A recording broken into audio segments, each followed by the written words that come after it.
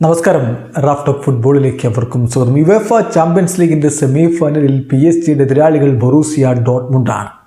Dortmund ഇന്നലെ Atletico മാഡ്രിഡിനെ 2-4 ഗോളുകൾക്കാണ് പരാജയപ്പെടുത്തിയത്. അഗ്രിഗേറ്റ് 5-4 വിജയം. തകർപ്പൻ തിരിച്ചുവരവ് ഡോട്ട്മുണ്ട് നടത്തിയിരിക്കുന്നു എന്നർത്ഥം.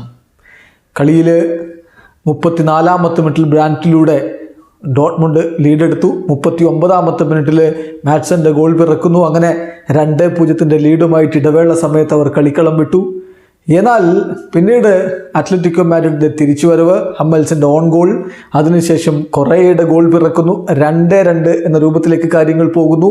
മത്സരം അത്ലറ്റിക്കോ മാഡ്രിഡ് ആദ്യ പാദത്തിലെ മുൻതൂക്കത്തിൻ്റെ ആ ഒരു ആനുകൂല്യവുമായിട്ട് കൊണ്ടുപോകും, അവർ സെമിയിലേക്ക് കടക്കുമെന്നൊക്കെ തോന്നിച്ച നിമിഷങ്ങളിൽ 3 മിനിറ്റിനിടയ്ക്ക് 2 ഗോളുകളുമായിട്ട് ഫുൾക്രുഗും അതുപോലെ സബിറ്റ്സറും ബൊറൂസിയ ഡോട്ട്മുണ്ടിനെ വിജയത്തിലേക്ക് കൊണ്ടുപോയി. അങ്ങനെ അഗ്രിഗേറ്റ് 5-4 വിജയവുമായിട്ട് അവർ സെമി ഫൈനലിലേക്ക് കടക്കുമ്പോൾ സെമിയിൽ അവരുടെ എതിരാളികൾ ആരാ? അത് PSG ആണ്.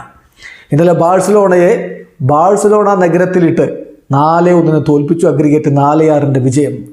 ഇതിൽ ഏറ്റവും ശ്രദ്ധേയമായിട്ടുള്ള കാര്യം PSG അവരുടെ ബ്ലിങ് എറ കഴിഞ്ഞ് വീണ്ടും സെമി ഫൈനലിലേക്ക് കടക്കുകയാണ്. ഓർക്കുന്നുണ്ടോ 2020 യുവേഫ ചാമ്പ്യൻസ് ലീഗ്, കൊറോണയുടെ പ്രശ്നങ്ങളൊക്കെ വന്ന ആ ചാമ്പ്യൻസ് ലീഗ്, പിന്നീട് നോക്കൗട്ട് മത്സരങ്ങളെല്ലാം കൂടി പോർച്ചുഗലിൽ വെച്ച് നടത്തിയ ചാമ്പ്യൻസ് ലീഗ്. ആ ചാമ്പ്യൻസ് ലീഗിലാണ് 8-2 ബാഴ്സലോണയെ ബയേൺ മ്യൂണിക്ക് തോൽപ്പിച്ചത്. ആ ബയേണുമായിട്ട് ഫൈനൽ കളിച്ചത് ആരാ? PSG ആയിരുന്നു. നെയ്മർ ജൂനിയറും കിലിൻ എംബാപ്പയും അടങ്ങുന്ന PSG മിന്നുന്ന പ്രകടനം നടത്തി ഫൈനൽ കളിച്ചു. ഫൈനലിൽ ഒറ്റ ഗോളിനാണ് അവർ വീണു പോയത്.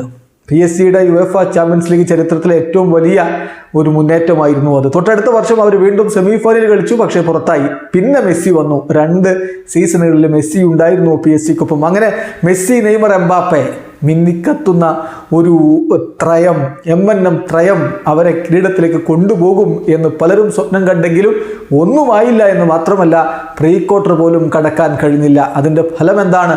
ബ്ലിങ് എറ കഴിഞ്ഞു എന്നങ്ങ് പ്രഖ്യാപിച്ചു PSG. സൂപ്പർ താരങ്ങൾ അവർ പറഞ്ഞു വിട്ടു. ലിയോ മെസ്സി പോയി, നെയ്മർ ജൂനിയർ അൽ ഹിലാലിലേക്ക് പോയി, മാർക്കോ വെരാറ്റി പോയി. പിന്നെ എന്താ സംഭവിച്ചത്? ലൂയിസ് എൻറിക്കയുടെ നേതൃത്വത്തിൽ മികച്ച താരങ്ങൾ ഒരുമിച്ച് കൂട്ടി ഒരു ടീമായിട്ട് അവർ മാറി.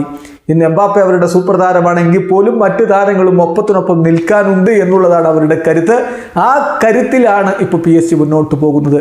മെസ്സി കാലത്തിന് ശേഷം, MNM കാലത്തിന് ശേഷം അവർ വലിയ സ്വപ്നങ്ങൾ ഇത്തവണ കണ്ടു തുടങ്ങിയിട്ടുണ്ട് യുവേഫ ചാമ്പ്യൻസ് ലീഗിലെ സെമി ഫൈനലിൽ. പക്ഷേ ആ സ്വപ്നങ്ങൾ കരിഞ്ഞുണങ്ങുമോ എന്നാണ് കണ്ടറിയേണ്ടത്. ബൊറൂസിയ ഡോട്ട്മുണ്ട് PSG-ക്ക് പണി കൊടുക്കുമോ? കാത്തിരുന്ന് കാണാം. വീഡിയോ അവസാനിക്കുന്നു. ഫുട്ബോൾ ലോകത്തെ കൂടുതൽ വിശേഷങ്ങളുമായി റാഫ് ടോക്സ് എത്താം.